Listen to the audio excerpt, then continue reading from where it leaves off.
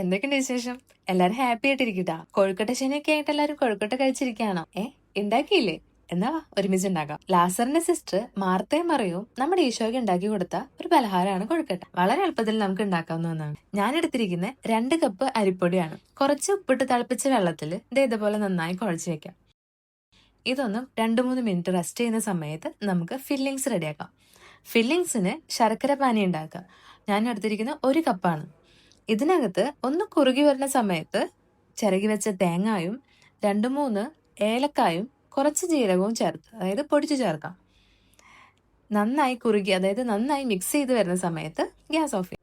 ഇനി final step, ഈ കാണുന്ന പോലെ നമ്മൾ നേരത്തെ കുഴച്ച് വെച്ചിട്ടുള്ള അരിപ്പൊടി ഒരു ഉരുളാക്കം പാകത്തിൽ ഇതുപോലെ എടുത്ത് ഒരു ചെറിയ കുഴിയാക്കി ഫില്ലിങ്സ് വെച്ച് നല്ല ബോൾസ് ആയിട്ട് വെക്കാം. ഇനി നമ്മൾ ആവിയിൽ വേവിക്കാം. പ്രത്യേകം ശ്രദ്ധിക്കേണ്ടത് ചൂടോടെ തന്നെ സെർവ് ചെയ്യാൻ ശ്രമിക്കുക. ഹാപ്പി ആയിട്ട് സെർവ് ചെയ്യാം.